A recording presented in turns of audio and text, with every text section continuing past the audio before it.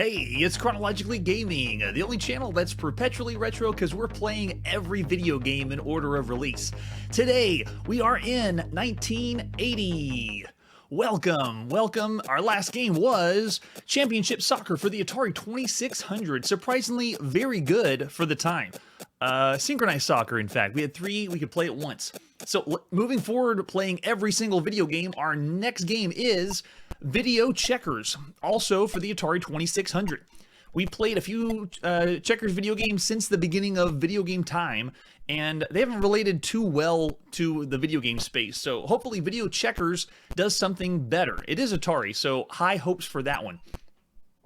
All right, here we go. Let's check out some of the artwork for Video Checkers. And once again, the artwork for Atari is amazing. Look at the box. It's like, what is that, a king? Because you're going to get kinged for checkers, but it makes you, I mean, it's way over the top, and just amazing, fantastic. So we got 19 video games in Video Checkers. Like usual, Atari incorporates multiple game modes, so this one has 19 to it. And then for the back of the box, this is controlled, wow, checkers is controlled with the classic joystick. One joystick, one button. One or two players, so hopefully we'll have a computer-controlled opponent. If not, we can always plug in a second controller. And there's the example of the cartridge we plug in the top with fantastic artwork. It's the best artwork for checkers right there. Thanks, Atari. And there's the example of the screenshot. Pretty standard for what we see on checkers. Yeah, I love it so much. Okay, so let's check out the manual for Video Checkers. Manuals for everything we've seen so far. Atari is king. They've had the best manuals. They have all the explanation and the best artwork, obviously, too. It's always good to have something that makes you understand what you're playing, and Atari does it best. So there we go. Same thing as the front of the box, and then they always explain what the joystick is, how it works, how to plug it in, and then basic rules for checkers. How to play, be able to jump when you... Oh, a player must jump when able. A piece which jumps the king rows promoted to a king cannot continue jumping on the same turn, and the game ends when one player cannot move. This could occur because players blocked, and these rules are standard if you know how to play checkers.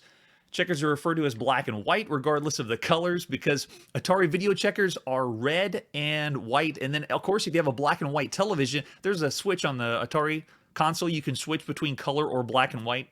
So we'll see that as well. So there you go. There's different colors, and it varies depending on what television set you have. So for console controls, we have the game select switch, and if you look, I love how Atari does this. They give you a screenshot and show you what you're going to see on the screen and what it is. So at the top of the screen, they got game number and then the number of players that you'll play with, and then the X that blinks is your cursor. And it looks like games 1 through 9 is regular checkers. Number of players for each game is displayed in the upper right corner of the screen. Game 10 is for 2 players. 11 through 19 are losing or giveaway checkers. Not familiar with that one. The skill level increases as the game increases. Object of giveaway checkers to be the first player to be unable to move by losing all your pieces or by being blocked. And I think there's got to be more game modes than that. They have difficulty switches also. They have A and B on the console that you can switch. And it looks like what changes with difficulty for checkers. Looks like who starts is what will change. And then, yeah, trading sides of who's going to start. And then, of course, the color black and white switch. Oh, okay. In addition to the usual function of changing the television display, this switch determines the board numbering scheme to be used. The purpose of this is to allow video checkers to play against computer games which use standard checkered numbering. Oh, so this is the first time we've seen an Atari game that uses the black and white color switch for something other than switching black and white color television. So very interesting. Okay, so playing against the computer, how to use the controller, how to make a jump. It's only one button, so pretty sure we're going to be able to control and know how to play the game of checkers. And then for game variations, looks like 1 through 9 are regular checkers, 10s for 2 players, and 11 through 19 are giveaway checkers. And I thought there was more game modes than 19 that we saw on the box. But like all the manuals for Atari, they give so many different strategies of how to play. And then, of course, there's the basic rules of how to play checkers if you aren't familiar. And then, of course, the game index at the back. And yes, it looks like it is 19 game modes for checkers. All right, so for additional versions, we have the European or North American version. We're going to play the North American release. It is September 1980, and we're at home playing video checkers for the Atari 2600. There you go, with all the artwork in its glory. So we're going to play game mode 1-1. So we're going to go ahead and reset the console and then start this one off. Okay, so it looks like the way that this is played is you control the cursor on the screen, and you use your joystick to, you can select the checker and then where you want to move it. And you can see I selected the first move, and it should have the computer, yeah, it's showing the computer's going to move their piece there. And so now I make my move, and again, I can select which checker piece I want to move next. So it's very intuitive. Other checker video games we played didn't really translate well, and so this one's doing a much better job. So anyway, I use my Atari joystick, I select the piece I want and then where I want to move, and then I move, and then you can see we got a flash of the screen. That's the computer deciding what move it's going to do. And they're doing the classic rules, which is if you have a jump, you have to make it. And then, okay, so there's the computer's move, and now I can switch to my side. And yeah, it runs great. It'd be very different to play with a human player rather than a computer, but you can always change the difficulty, make it harder or easier. It does feel like it's slow, a little slow to move, but I am using the joystick. So you can see to move my cursor around, it's almost like we're so used to using a mouse or something easy to get to piece by piece, but this is 1980. And the fact that you just have the ability to select the piece that you would want makes it, oh, I have to jump. Yeah, there we go. So it forced the jump on me. No, jump, no. There. And then they're forced to do their jump, and you can see it automatically does it for us. But excellent, very well done for video checkers. We're going to move forward and not go through all the game modes because we don't have to go into too much. It'd be different if we had another person that was here to play with me, but for the computer version of it, it works great. So that was video checkers. I'm ready to move on and go ahead and give that one a very good, it's around the average of what we'd expect. I'd go slightly above just because of the other video checkers games we played. And the ratings are based on everything we've seen so far in the realm of video games, and then, of course, what you could play at home for a console. So we're going to do 3.5, which is above average for video checkers. Very well done for Atari. All right, so moving on to our next game. After video checkers, we're going to another home console. This is the Mattel Intellivision, and this is Major League Baseball. And just like we saw other releases by Intellivision, they're taking the licensed approach and giving something really good with Major League Baseball. It's not just baseball. Everything else we've seen up to this point for baseball games was either just called baseball and it was giving you a very rudimentary baseball game, but this one is endorsed by the MLB. So let's check it out. Take a look at the artwork for the Intellivision's Major League Baseball. Excellent artwork. Really hitting off, playing kind of what Atari does for their box art. But this is 2 sports games in a row. If you want to call checkers a sport, it's more of a board game. But we just checked out last episode Intellivision's basketball, and so this is their baseball version. Not just baseball, but baseball where you control all the action. 2 9-man teams play a full 9-inning game, where the strategy of real Major League Baseball. It's all there from the crack of the bat to the simulated roar of the crowd, and you control it all. That's pretty impressive. This will be the first game we've seen with 2 9-man teams that play, or having 9 characters on the field at once. Yeah, a full 9-inning action-packed Major League Baseball, lifelike animation. At least what it says on the box.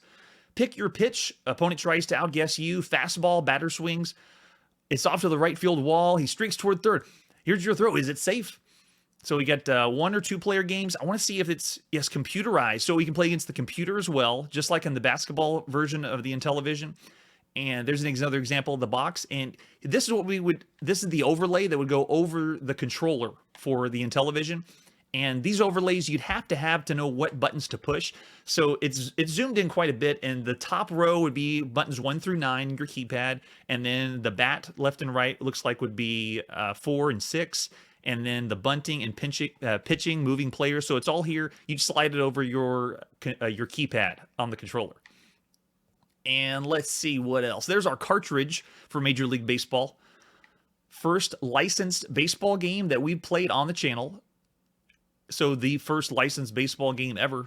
And Mattel was the one to go. There you go, 9 people for a screenshot example there.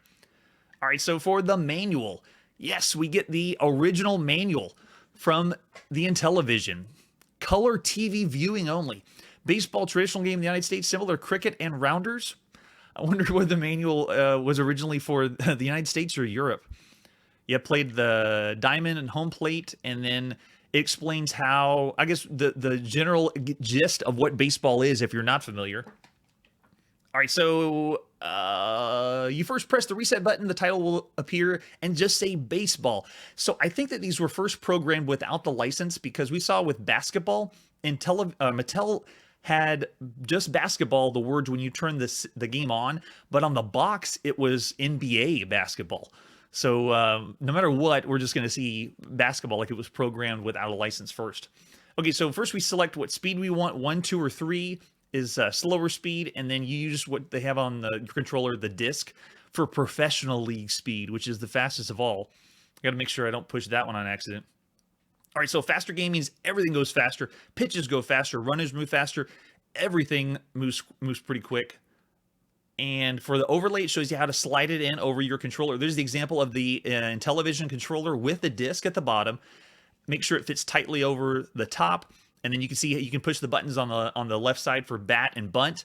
And then the directional disc does 3 things. It pitches, moves runners forwards, back to the base, and then moves the fielders, send them after the ball. So keep in mind, as we're playing these games on the channel, we are not playing them ahead of time. We're going through one at a time, and I'm learning how to play the games. So these manuals are extremely helpful. They're giving us an idea of what it would be like to play if you had the actual controller in your hand. These, of course, are emulated, but going game by game by game, we have to see what the controls are, just to give an idea of how it works. Okay, so try holding the hand controller. You'll notice it has bunt and bat on both sides. That way, you can use it easily whether you're right or left-handed. Hold the controller in one hand or use 2. With a little practice, you'll find the way that works best for you. Check your baseball diamond on the screen. So they give us a screenshot example showing the scoreboard, and then players taking the field. And it looks like home team is going to be blue. They flip a coin to decide who will be the home team. Scoreboard automatically keeps track of strikes, balls, outs, and innings, and runs. Errors are not recorded, but can be made by both teams. Help you identify faster. They'll change colors. Looks like taking the field, lead runner. They have the animation for it, and they're showing it with the actual pixel art for it, which is very nice. Visitors take the field wearing medium red, so it's blue and red. Now it's endorsed, at least by the box, by the MLB, but there's no team. So I wonder what the license means. Just so they could slap it on there and make it look official, because we're not playing with official teams from Major League Baseball. And you'll hear simulated cheers when you make a hit. Can't wait for that. Hit a grand slam home run, they're going to go wild, and the ump calls the outs. You're out. Professional baseball rules apply. And then how to play on defense. Oh, wow. So over here, it's showing us with the disc of the Intellivision how to pitch. And depending on where you push on the disc, you have so many different pitches. Okay, so again, referring to the manual whenever it's time to pitch, that's for sure. And then how to field, how to throw the ball in. And so it's showing you all the controls there. And then an example of the controller with while you're at bat, like what kind of swings you can do. So batting or bunting. And then it's kind of like when we played the basketball game by Intellivision.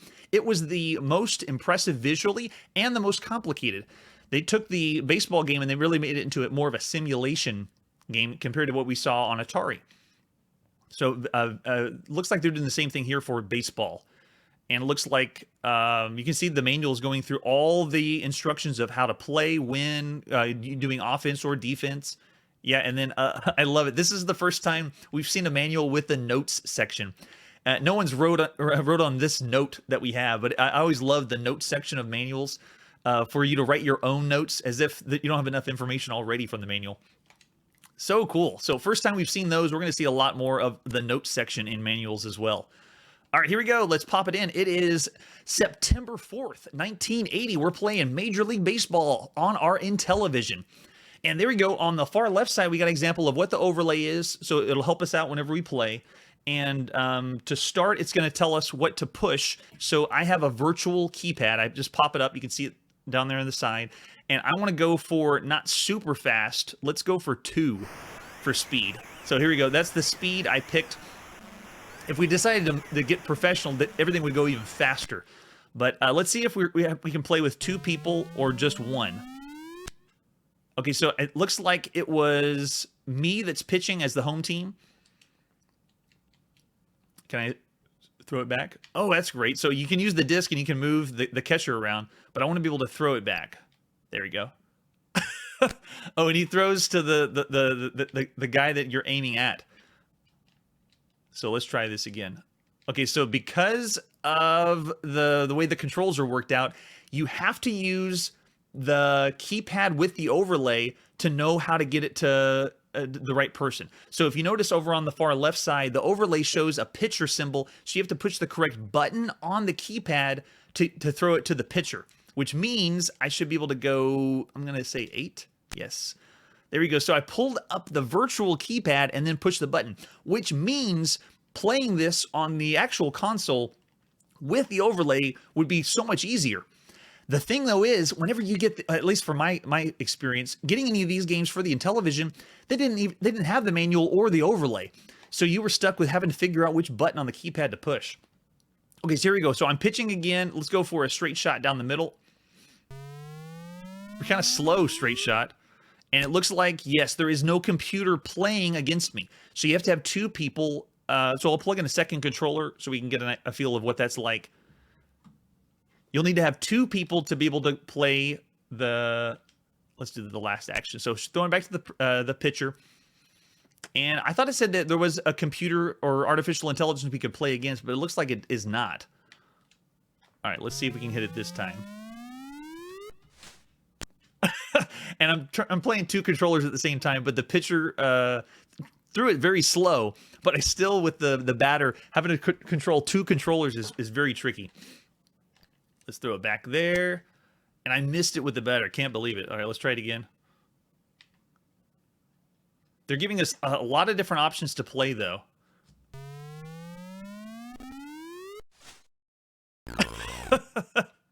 Oh, I didn't hear any speech, though. The sound we're getting from the game is the sound effects, but the text is all we got. I was expecting the game to talk to us and say, "You're out."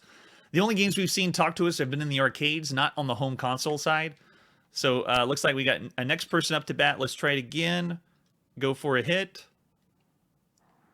Let's go fastball this time. Again, I'm using 2 controllers, but the batter, when he swings, the batter, it looks like the bat barely swings by. So it's not really a good swing. Let's see if we can swing without. Oh, it looks like we have to throw it first. Throw it and then go for the swing. There we go. Nice. It bounces off the side. That's awesome. All right, so from visuals, this is one of the best baseball games we've played on the channel. The way it plays like a simulation, though, takes a little bit more to get used to. Atari is really good with that pick-up and play style, and this one doesn't have that. It's similar to the basketball game. So as far as our 5-star rating, I'm going to go ahead and give this one above average, way above average. We're going to give this one 4 stars because of how much more you can do with it compared to any other baseball game, especially playing from home.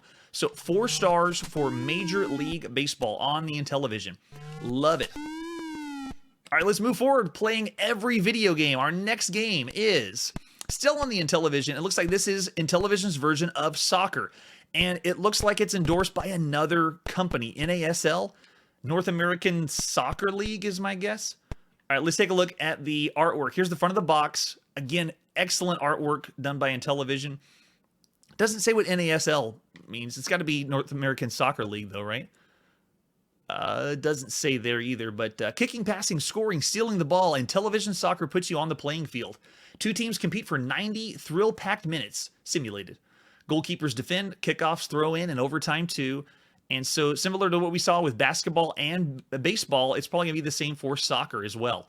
And there is our overlay. 3 different ways to kick, or maybe movement, and then goalie movement on the top or on the sides. Use the two buttons on the either side of the Intellivision controller, and then the move player, it's pointing down because that's the disc on the controller.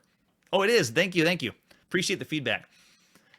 Took an educated guess and went for it. Okay, so here is the example of the cartridge for North American Soccer League Soccer on your Intellivision. And just like the other sports titles, this one is incorporating as many players as it can on screen. The most we've seen for a sports game, they're going for more realism. And let's take a look at the manual next. Here it is for the Intellivision. This is soccer. And kickoff. The ball is yours. Now move it downfield. Teamwork and footwork are the name of the game. And this is very interesting because we just played 2 games ago the Atari version of soccer. So this is the first time we're going to experience the console wars, Intellivision versus Atari. And this is a great example of seeing both side by side. So let's see what Intellivision's like compared to Atari's. So it explains here the object of the game. Obviously, if you're not familiar with soccer or football, you put the ball in the goal. There you go. And then for overlay, showing you how to put the overlay on. And then again, with the title screen, the game is just titled Soccer, like they programmed it without the license and then added the license later to give a 1-up to Atari. You got to, because they are killing it right now. All right, so different skill levels of how to play, and then passing down on both sides using the side buttons of your controller for the goalie. And looks like to kick it, you hold down the disc while you press the shoot or pass button. So you're going to use it simultaneously, the disc and the shoot button on the side. And then looks like, just like the other sports games, you pick the game speed. And then here's an example of the screenshots of what you'll see on the screen and what they mean. Obviously, for Intellivision, it looks great. Like, you can tell who's what and which players are where, and the goalie, and the graphics are a step up compared to any other soccer game we played. The best one that I can think of from everything was Atari Soccer in the arcades. That one was above and beyond, but graphics-wise, but it was a top-down view. This one's going for more of a 3/4 perspective, almost 3D-ish. That works really well. Okay, so it starts with the kickoff and rules on how to play. And just like we saw with the other sports games on Intellivision, they're going for a better simulation that we've seen. So we're just going to wing it and refer back to the manual if we need to. So let's pop it in. Here we go. This is September 4th, 1980, playing NASL Soccer on the Intellivision. So here we go. We pick the speed we want. We're going to go for the slower speed and see what this is like. So again, very impressive. All the sprites on the screen works great. Okay, so for the kickoff, I actually probably need to see what the manual says, because right now it's not intuitive to how to do the kickoff. So we'll go back to the manual. They'll tell us how to do it. The kickoff. Purple team takes defensive positions outside the center circle. Move the orange control man toward the ball. Game clock will start. Okay, so you move them first, and then after you move them, then you kick and go off from that. Okay, so let's try that. So it looks like for this game, you have to play... Yes, I had to use the second controller because, again, we don't have a computer that's controlling it. Now, I'm the purple guy now on the field, moving from left to right, and you can see the animation is way better than anything else we've seen, especially compared to Atari Soccer that we played last episode. And... I'm just going to go right in and see if I can get a goal right off the bat. Because if we're playing against... Oh, there we go. So they're even going for the realism for passing. So you can see I can aim, pass. How do I shoot? Yes, it works. So translated better than basketball and baseball because of the controls. The Intellivision joystick, little control pad, it's over there on the left, is a little bit better, but... it looks better than Atari, but the way that this plays, yeah, it's fantastic. However, Atari's did have a computer we could play against, so this one has to have 2 human players to play. But animation's fantastic. We actually look like people. On Atari, we looked like a couple blobs. So graphically, it's got it, but the game control is going more for it just bounced right off the goalie. Nice. And stealing's pretty simple. Yeah, it works really well. I'd say it would be more, the arcade version was more impressive. Okay, we knocked that one out because it was multiple people were moving at once. That's right. I don't know if they're going to do that one. Yeah, if I go out of bounds, I don't think they don't have anything for that one. I do see it's a little difficult to tell who is who based on colors. I'm red and purple if I'm controlling the person. There we go. So I got another goal, but you know, it's not challenging because I'm not playing against anybody else. But for two human people to play, if I had my bets on which game I'd rather have for soccer, this would be the one, because you can also speed it up. I pushed a slower speed just to not get killed, but I thought I'd be playing against a computer. That is very good. So I want to refer back to Atari Soccer and what we gave that one. So I'm going to go back up here. Championship Soccer, this was for the Atari 2600. And we gave this one a 4. So I'm going to kick the other one up one notch and do 4.5 for Intellivision Soccer. So 4.5 for North American Soccer League Soccer on the Intellivision. Very well done. All right, let's see what our next game is. We are on the Apple II, and this is the Stone of Sisyphus. Have no idea what this game is, and we're going to see that quite a bit. This one is number 2, Maces and Magic, which means it's by Adventure International. And this is called the Stone of Sisyphus, which means we're probably looking for, it's probably a text adventure game is my guess. We've kind of been spoiled. Most of the games on the Apple II have been amazing role-playing games, strategy tactical games, or adventure games that have graphics.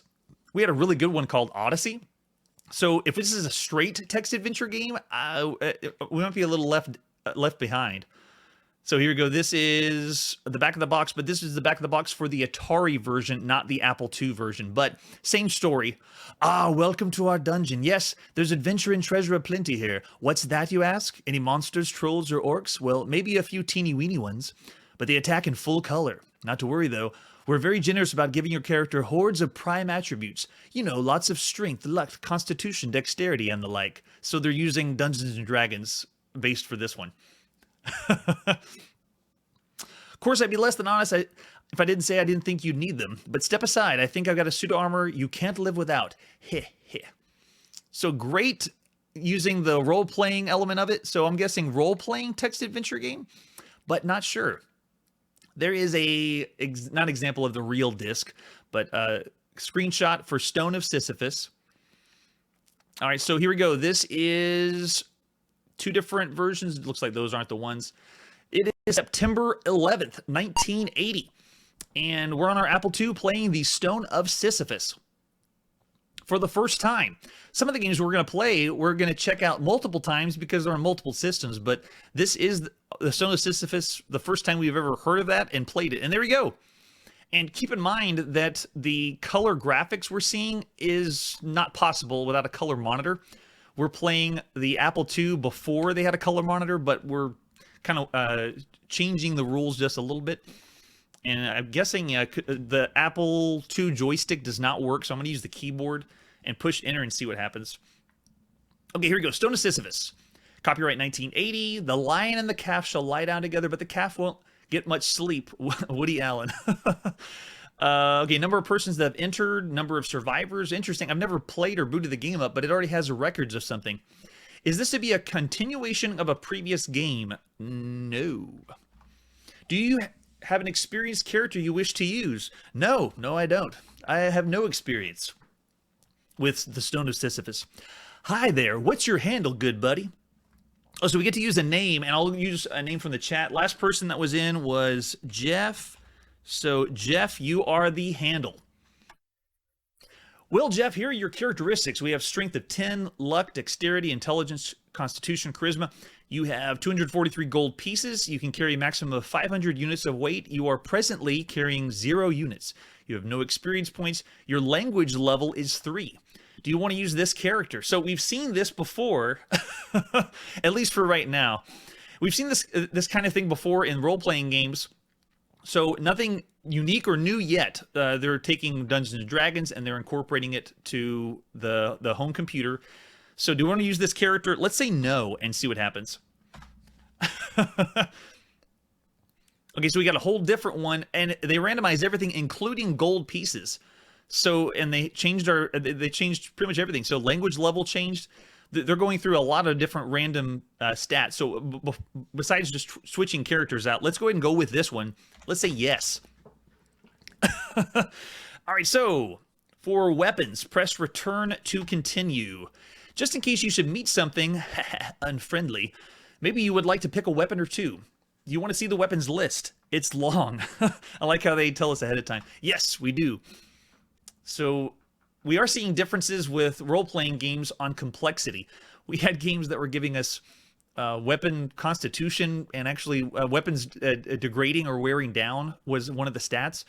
So I'd be surprised. We also had with a Calibeth, you needed to have food and purchase food. Otherwise, you die if you didn't eat. Yes, right? All right, so when you're finished with the list, press F, press return to continue. So this is the list. Let's go with,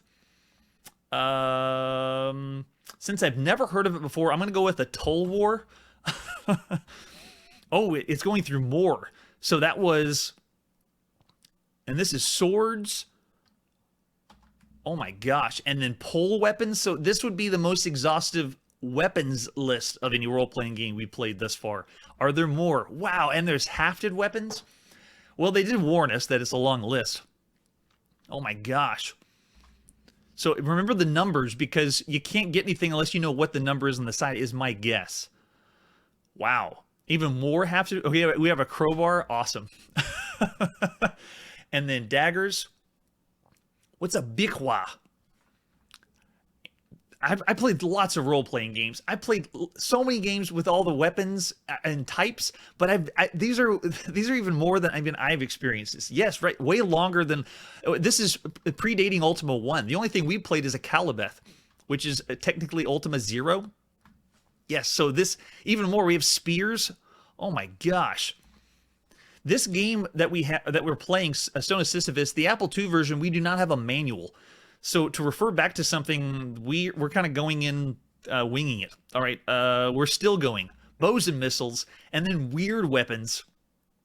Quarterstaff, blowgun, war fan. Awesome. I hope you've been taking notes.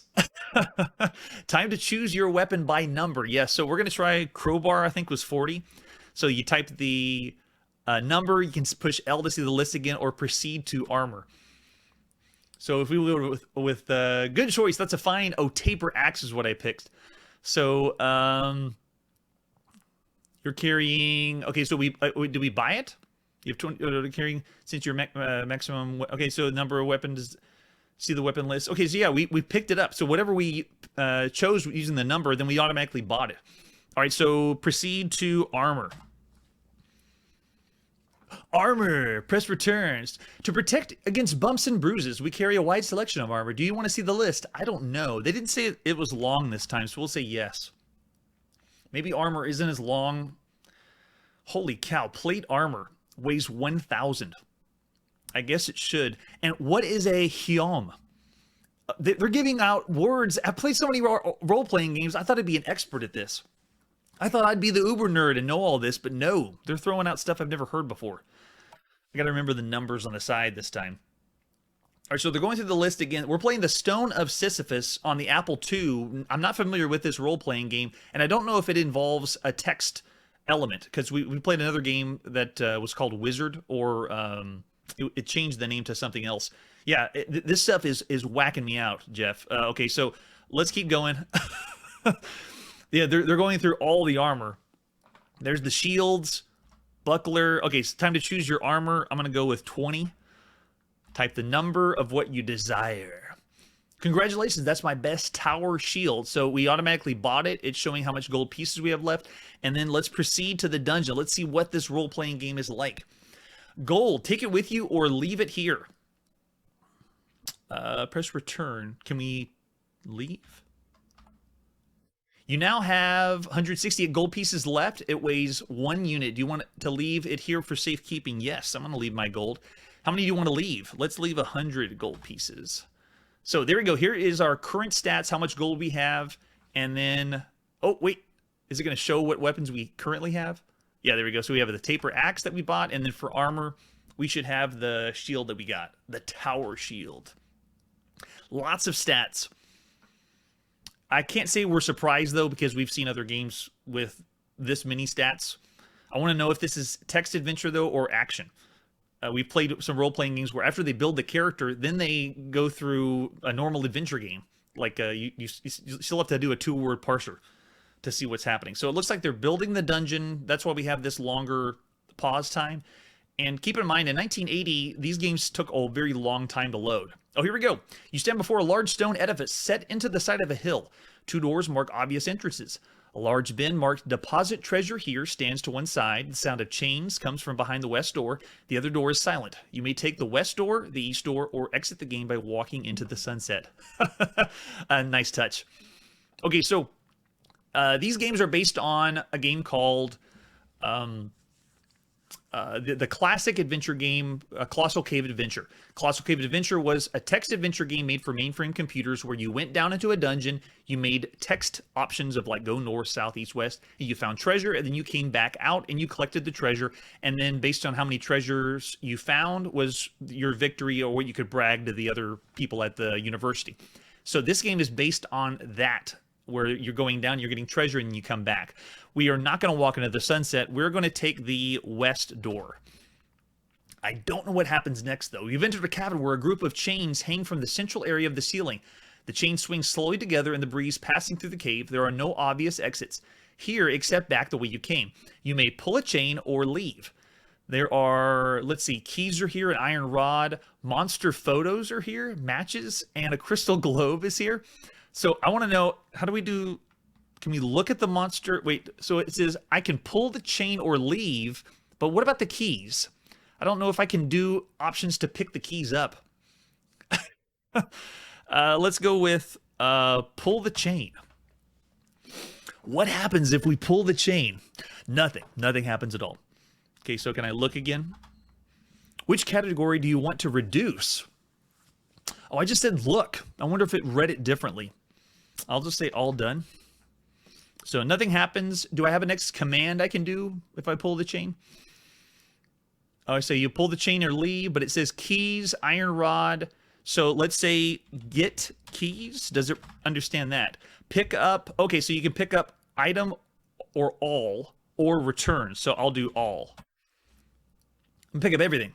We got the keys, we got the iron rod, and this is more intuitive because we played some games with the 2-word text parser that we tried get, go, move, like it wouldn't understand a lot of those things. You have to have only certain commands that it'll understand. So we got it all. We pick them up. Now I want to leave. So if I try 2, does it leave? Oh, I see no number 2. Pick up. Okay, so just do return. So we picked everything up. Now I want to look at the monster photos. Can I look at inventory? Oh, wait. Let's see. Oh, this is to drop things. So no, I'm going to do all done. I guess you have to worry about at one point when you start to get too heavy, you weigh yourself down and you have to go turn it all in. All right, so let's leave. We've picked everything up. We have monster photos. I'd like to see what the monster photos are like. Okay, so we went to the west door. Let's go the east door this time.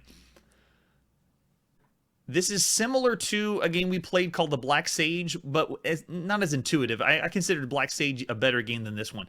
You stand in the baronial hall. 3 shafts lead from the room to the west, northeast, and southeast. At least they're not waiting for a command for us to type north, south, east, and west. So that's nice. Let's go west. Oop, but I'm supposed to do 1. Yes, so you got to type 1 for west. Of course. I'm used to the text adventure games where you actually have to type those. Okay, so, we went back to what we came. Sorry, east door. And this is one of those games you'd have to draw a map. Okay, so let's go northeast this time. Going northeast, signs of new construction are evident in the narrow shaft to the southeast. A wider passage leads to the northeast and to the southwest. And there's rope here. So let's get rope. Pick up all of them. I'll take that rope.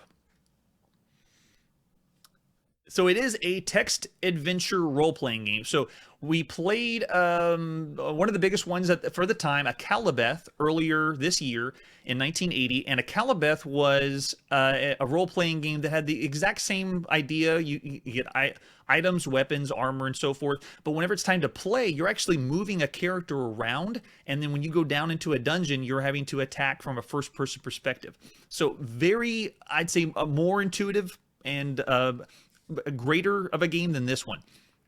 Okay, so let's do return, and let's go northeast. Narrow shaft. We'll go the narrow way and see what happens.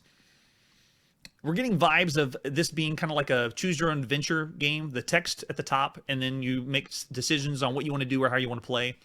You stand on the west side of a deep chasm. There is no obvious way down or across it. You must go back. Oh, okay. Go back. Oh, no. I guess if you type anything, it goes back the way you came. What if I type in just enter? Does it go back automatically? It does. Okay, that's nice. All right, so we'll go ahead and stop there. That was Stone of Sisyphus. Very interesting. It's mostly like a multi-user dungeon, but it's single player, so it's like a single-user dungeon. They used to call them MUDs back in the university time when they were programmed on mainframe computers. So that's what we're looking at here for Stone of Sisyphus. Plays well for a home computer, and for the time, considering everything else we've seen, it's good, but we've seen better. So I'm going to go ahead and give this one 3.5 stars. This one's the average range, 2.5 to 3. So let's go average. We'll give it 3 stars for Stone of Sisyphus.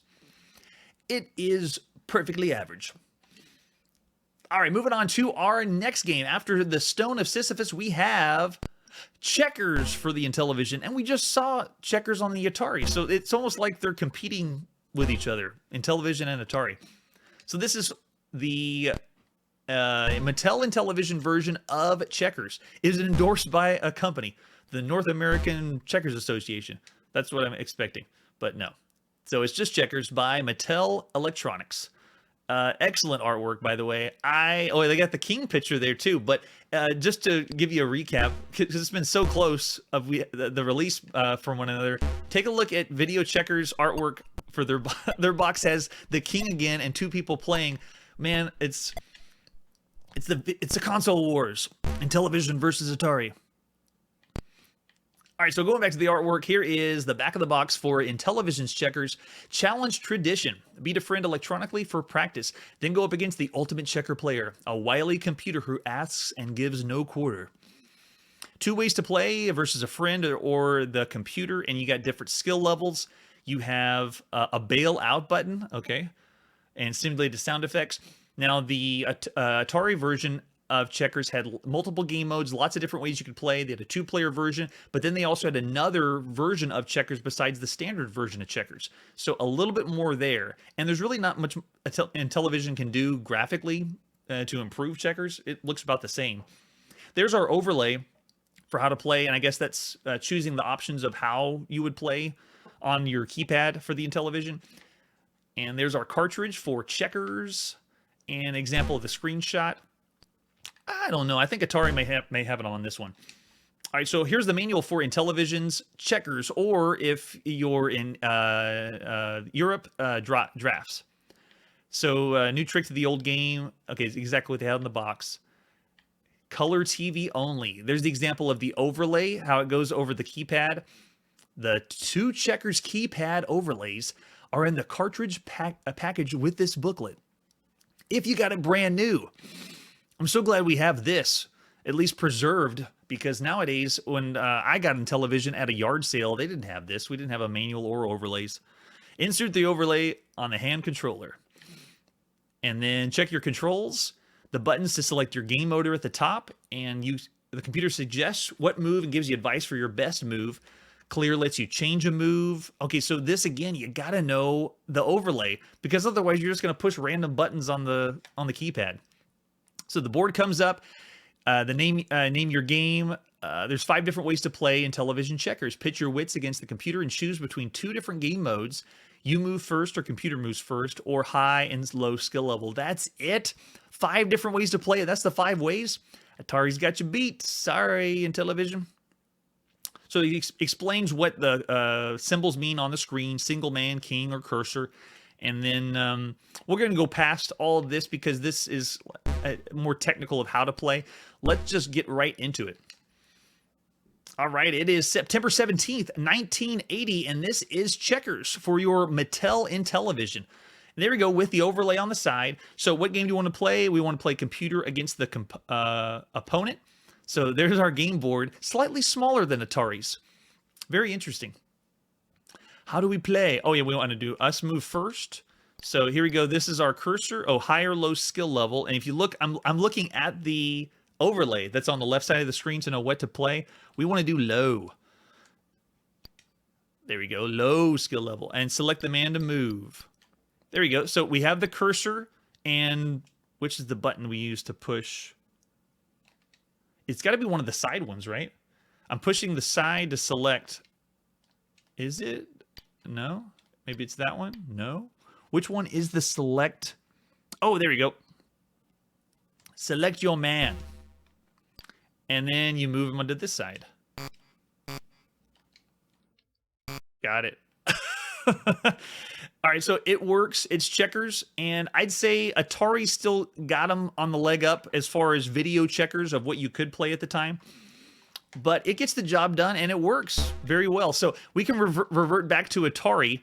Here's the champion or the video checkers that we rated before, and we gave this one a 3.5.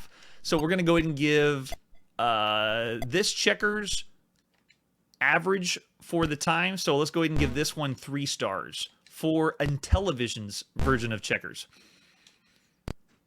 Very cool seeing the competition between Intellivision and Atari. Intellivision be the closest one that could really put up a fight with Atari at this point. But we all know Atari's going to go way beyond anything we've seen. They just released the Space Invaders for the home, and it's blown everybody away. That's the game to play on Atari right now. Okay, so our next game, playing every video game, we are now on the home computer. This is the TRS-80, and this is C.I.A. Adventure for the TRS-80. I'm guessing it's a text adventure game. We have no manual, no information on it, so we're just going to go in and play and see what happens. And for the TRS-80, there is no joystick programmed in. This is it. What you see is what you got. And the way that we're going to play, we have to actually type in the commands. And we're going to read it off of a disc. So let's see what C.I.A. Adventure is. Okay, so it looks like it's in BASIC, so that means we have to go in BASIC first.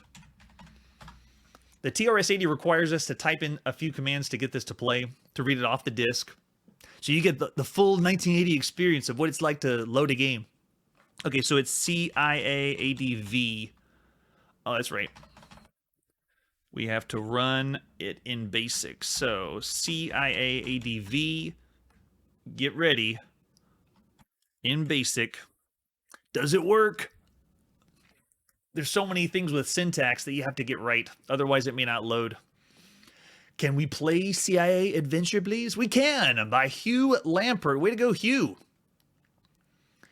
We are on a busy street. I can see a tall office building. Enter your name, partner. Last person in chat was Jeff again. Jeff is our name. Writing on the wall says, if you want instructions, type orders, please. What do you think we should do? Let's do orders, please. And we actually have to type please. Your mission, Jeff, is to recover a ruby that's being used in a top secret government project as part in a laser projector.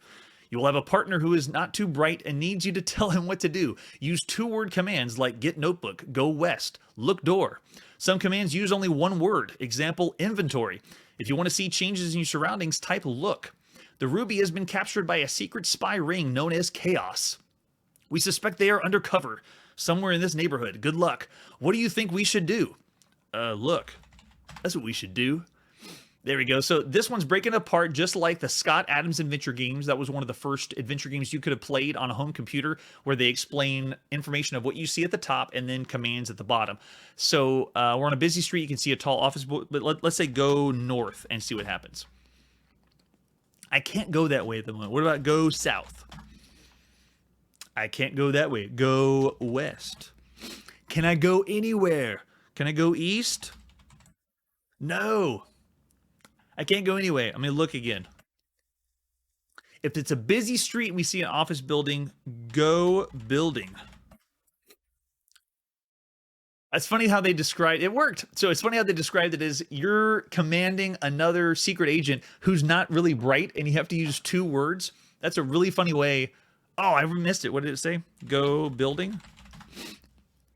I thought it would stay on the screen. We're in the lobby of the building. We can see a large sculpture, a pair of sliding doors. We could go north, east, and west. The doorman looks at me. Oh, and throws me out. Oh, we get thrown out of the building. Well, why? So it's a classic adventure game. You have to know what commands to do. It's a 2-word parser. So it's similar to what we've seen from other adventure games at the time. But I like the CIA theme. That's pretty cool. All right, so that was just a taste, a little bit of what CIA Adventure was like. For the star rating, we're going to go and get that one an average, expecting what we'd see in 1980. That's 3 stars for CIA Adventure. That's the adventure game we want to play right there. All right, so let's continue with our next game. The next game we have is, oh, excellent. This is Crazy Climber, released in 1980. And we are in the arcades. All right, let's take a look at the artwork for Crazy Climber. There's the advertisement flyer. Looks like we got 2 of them. That one possibly is the Japanese one because it has Nichibutsu on the front with 2 examples of the arcade cabinet. And this one might be either an advertisement flyer that was for North America. Look, up on that building, it's a bird, a helicopter. It's Crazy Climber. Faster than a speeding bullet, action gets more furious as Crazy Climber climbs 4 skyscrapers, each one more challenging than the last. More powerful than any video game, your controls are really crazy hands. Now, this one's going to be interesting to control because Crazy Climber had a unique control scheme where you're controlling each individual hand and foot. So it's taking an arcade thing that we haven't seen before, a unique control scheme, because majority of the stuff we've seen has been shooters, move left, right, and fire. Okay, this one is really good. So it's even making it as a comic book for the advertisement flyer. That's pretty cool. There's the example of the arcade cabinet, and you can see it's controlled by, let's see if we have a zoom in of the control panel. There's the PCB. There we go. Okay, so the way it's controlled is 2 joysticks. And you put your left hand on one, your right hand on the other, and you're moving the left and right side independently. So every time you want to climb up, you have to work one at a time to make it happen. All right, so yeah, there's the controls, left and right, up, and move left and right down. And it looks a little complicated there, but essentially you can move your hand up or down on one side and then up or down on the other side. And there's the arcade marquee. Oh my gosh. Birds. Video game birds. The bane of my existence. That basically explains all birds in video games are going to kill you and knock you off of buildings right there. And there's an example of just some random climbing, and there's a screenshot for us. So Crazy Climber, let's see if the manual has anything for us. This is the Taito Crazy Climber Operator's Manual. So let's see, we got Introduction, Game Inspection. I want to see if it has anything about what the game is. There is the setup. Crazy Climber is a skill-based video action game with speech designed for 1 or 2 players. Ooh, more speech. This will be our 3rd video game with speech. The object of Crazy Climber is to advance the climber to the top of each skyscraper, attempting to avoid various obstacles, like birds. A player can scale up to a total of 4 skyscrapers. A player accumulates point value for climbing and receives these points if they're picked up by the helicopter at the top of each skyscraper. If the player misses the helicopter, the bonus points are lost and the player advances to the next skyscraper. An additional climber is displayed if the score reaches 30,000 points. Yes, the more points you get, the more lives you get, and the more lives you get, the more you can play. That's the incentive of points that we're seeing right now in 1980. So the rest of the manual is going to go through, you can see here, dip switch controls, which are the controls in the back of the arcade cabinet, how to install that, but we're not going to install arcade cabinets on Chronologically Gaming. Let's see what other versions we have. We got 2 different bootleg versions.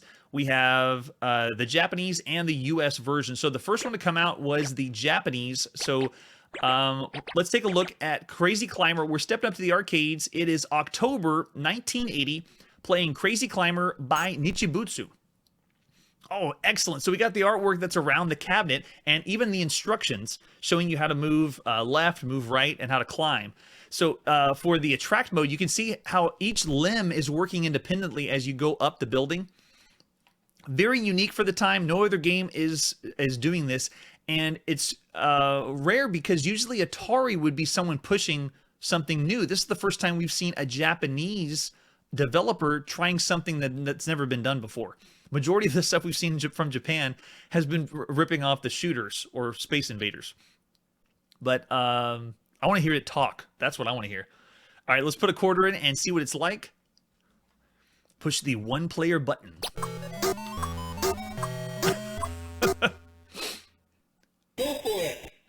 All right, here we go. So to control the game, you have to move the direction you want, but also make sure you're using it's like using dual joysticks. So it takes a little bit to get used to. Yeah, see, I'm trying to go, I'm trying to use my hand to go up because I want to go up to the next run. There we go. And then keep going up, and you move it one at a time. See how you move your hands to keep climbing? Oh, nice. And they got some awesome sound effects too.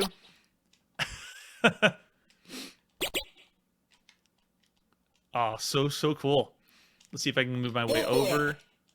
And it's talking to me. Oh, it's awesome. All right, so move my way up. And you have to do one at a time to move each hand individually. It's very difficult to describe, but very fun to play if you ever get a chance to.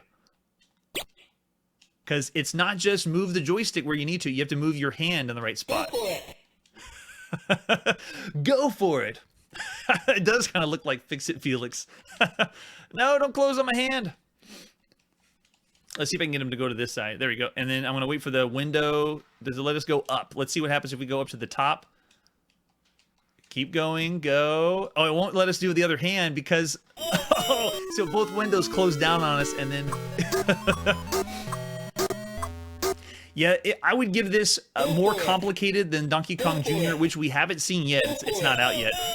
But very unique for the time.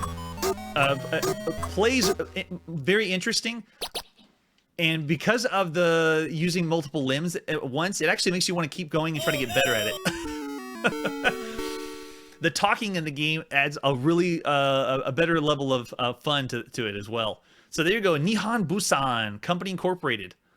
No part of the software can be copied or distributed, blah, blah, blah. So the version we're playing is the Japanese one here. Let me see if we have different artwork we can look at around the outside. So we have the upright. There we go. So this is the other artwork for Nichibutsu around the outside. Because if they had different arcade cabinets, they'd have different things you could have seen around the screen.